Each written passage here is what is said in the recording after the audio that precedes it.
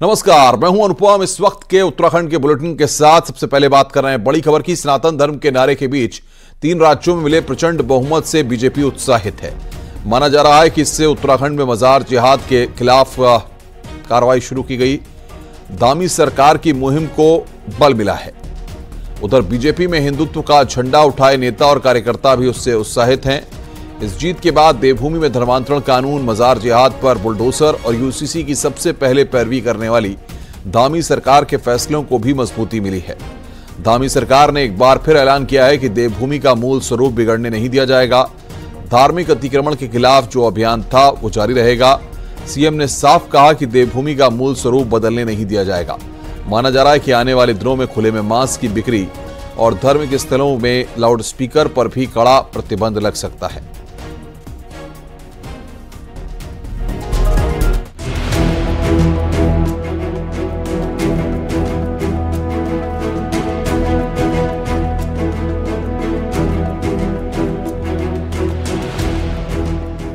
सनातन के जयकारे और विरोध के बीच में शुरू हुए चुनावों में राजस्थान, छत्तीसगढ़ और मध्य प्रदेश में बीजेपी को मिली जीत से हिंदुत्व का झंडा उठाए उनके नेता और कार्यकर्ता बेहद खुश हैं।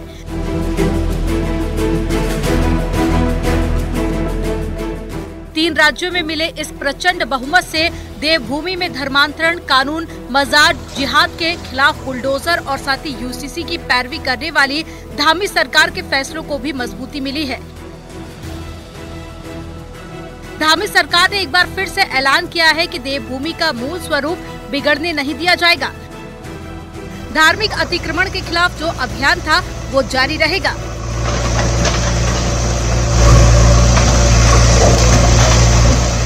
कि जो देवभूमि है उसके मूल स्वरूप को बनाए रखने के लिए जो इस प्रकार का अतिक्रमण है उसको हमने सभी को कहा है कि अपने अपने स्तर से हटा लें, अन्यथा अभियान तो चलेगा।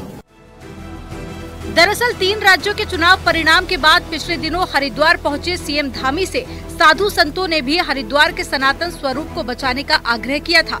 इसके तत्काल बाद हरिद्वार में इसका असर भी नजर आया। शनिवार को हरकत में आए प्रशासन ने अतिक्रमण कर अवैध रूप से बनाई गई एक मजार को ध्वस्त कर दिया। सीधे तौर पर कहे तो तीर्थ नगरी से अभियान के दूसरे चरण की शुरुआत थी।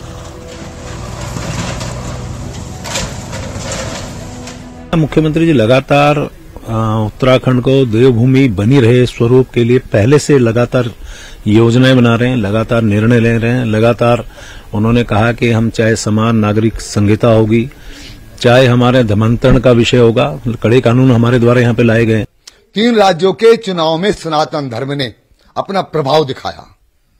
धर्म के प्रति लोगों की आस्था बहुत बड़ी हुई और 3 राज्यों में ये समझ ली कि धर्म विरोधी लोगों का सफाया हुआ। कम से कम इस देवभूमि में मस्जिद, मजारों पर सरकार को तत्काल जो छोड़ा गया है उस पर हथौड़ा चलाने से बुलडोजर चलाना चाहिए। देवभूमि में पहले चरण में 480 से अधिक धार्मिक अतिक्रमण को ध्वस्त किया जा चुका है। सिलक्यारा टनल रेस्क्यू ऑपरेशन और साथ ही ग्लोबल इन्वेस्टर समिट में मशीनरी की व्यस्तता के कारण से ये अभियान करीब ठप पड़ गया था। लेकिन अब धामी सरकार का बुलडोजर एक बार फिर से स्टार्ट हो चुका है। बुलडोजर अब यहीं नहीं रुकेगा। आने वाले दिनों में खुले में मांस की बिक्री और धर्म स्थलों में लाउड स्पीकर पर भी कड़ा प्रतिबंध लग सकता है। न्यूज़ 18 के लिए देहरादून से सुनील नवप्रभात की रिपोर्ट।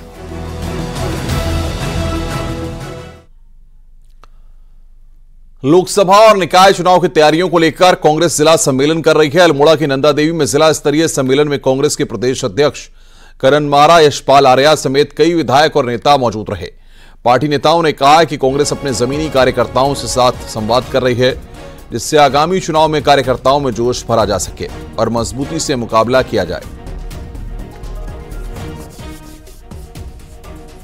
इस पार्टी पिछले काफ़ी लंबे समय से 1.5 साल से लगभग हम लोग रूट्स पे काम कर रहे हैं और एक निर्णय लिया गया पार्टी के द्वारा कि जिला सम्मेलन होने चाहिए, इसमें हमारे प्रत्याशीगण, कार्यकर्तागण, विधायकगण और सीनियर्स को बुलाया जाए ताकि वो उद्बोधन करके लोगों को उत्साहित कर सकें। जब निचले स्तर पर संगठन मजबूत होगा तो आने वाले चुनाव में, भविष्य में हम मजबूती से चुनाव का सामना कर पाएंगे। और जिस तरह का वातावरण देख रहा हूँ, कार्यकर्ताओं में एक नई ऊर्जा एक उमंग उत्साह देख रहा हूं। पौड़ी से एक बड़ी खबर आ रही है। यहां पर एकेश्वर ब्लॉक के 7 स्कूलों में कल और परसों की छुट्टी कर दी गई है। डीएम पौड़ी ने खुद इसके लिए आदेश जारी किए हैं। यहां भी गुलदार की दहशत के चलते स्कूलों में छुट्टी की गई है। यहां के इंटर कॉलेज इंदिरापुरी के कैंपस में कॉलेज टाइम में ही गुलदार नजर आया था, जिसके बाद से हड़कंप मच गया था और इसी के चलते 7 स्कूलों की भी छुट्टी घोषित की गई है।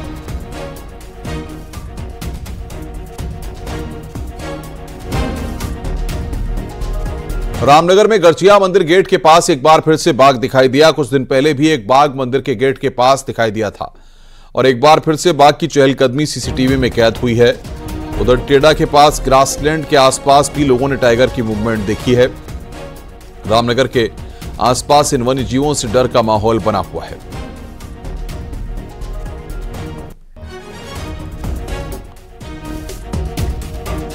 चार दिसंबर को तेलंगाना विमान हादसे में शहीद हुए स्क्वाड्रन लीडर अभिमन्यु राय हमारे बीच नहीं रहे, लेकिन घटना के 13 दिन बाद उनके परिवार जो खबर मिली, उधर अभिमन्यु होते उनका सीना भी गर्व से चौड़ा होता।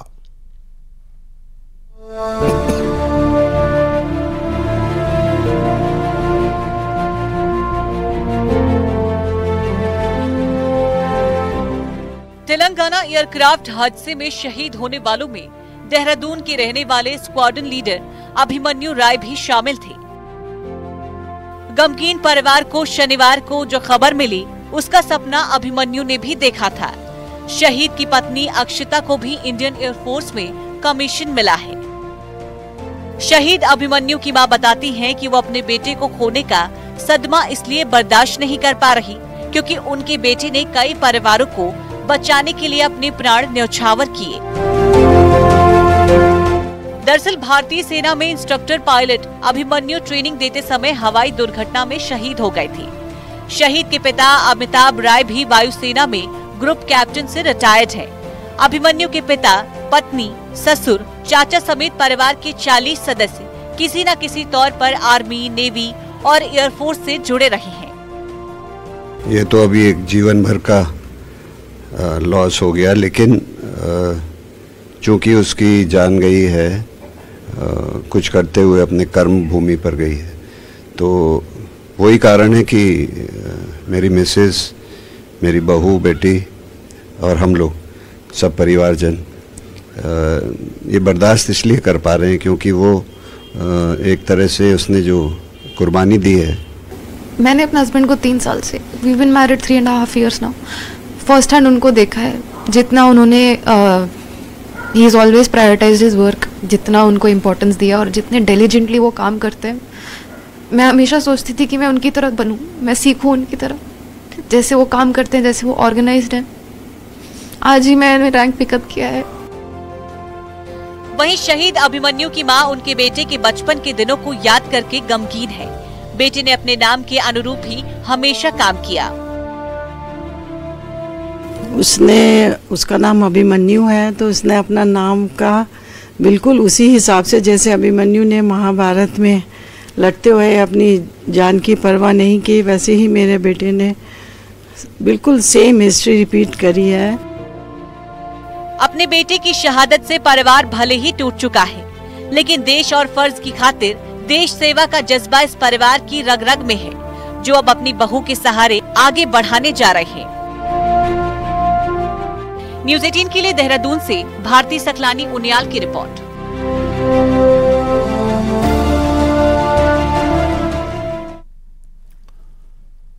उत्तरकाशी की हर्षिल घाटी में ठंड के चलते छोटे झरने और नालों का पानी भी जमने लगा है।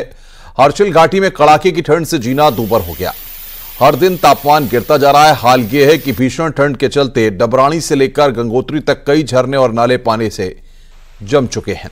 वहीं हर्षिल, धराली, झाला, गंगोत्री पहुंचकर पर्यटक इन नजारों का आनंद ले रहे हैं। हालांकि कुछ जगह पाले से फिसलन भी बनी हुई है।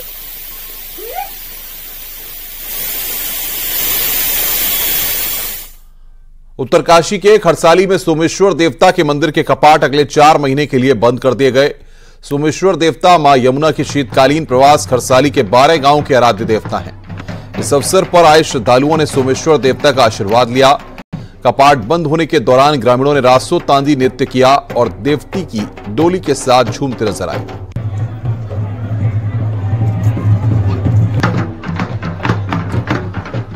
चमोली के किरोली गांव में पांडव नृत्य की धूम है। किरोली गांव में बड़े ही हर्षोल्लास के साथ पांडव मेले का आयोजन किया जा रहा है। पांडव नृत्य पहाड़ों में गांव की खुशहाली समृद्धि के लिए हर साल मनाया जाता है।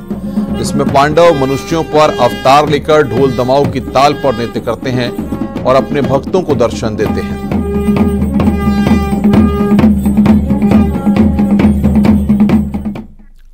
संडे का दिन डॉग लवर के लिए खास था। यहां डॉग की कैटवॉक हुई तो एक से बढ़कर एक डॉग्स के करतब ने लोगों का मन मोह लिया। आपको भी दिखाते हैं देहरादून में हुए डॉग शो की खास झलकियां।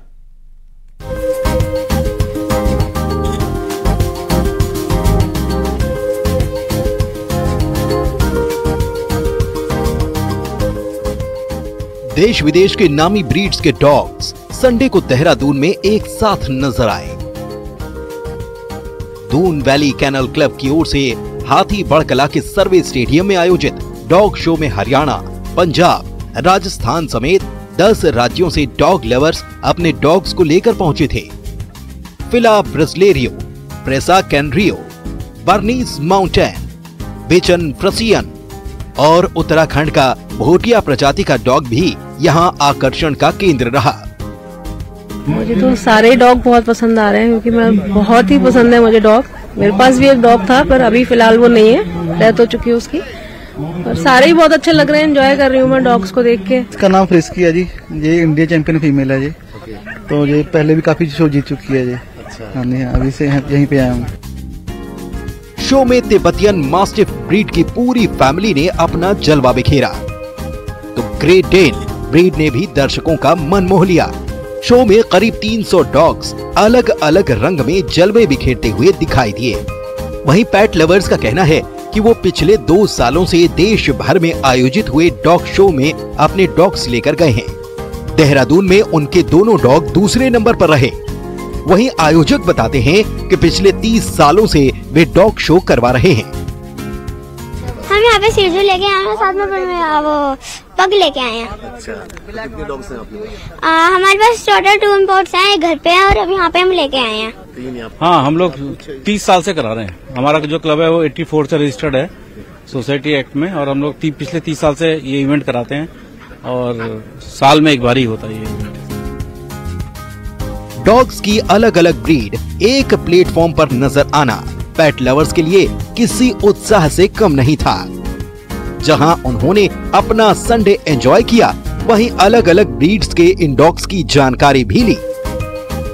न्यूज़ 18 के लिए देहरादून से सत्येंद्र बर्तवाल की रिपोर्ट। रुक रहे हैं यहां पर एक ब्रेक के लिए। खबरों का सिलसिला लगातार जारी है।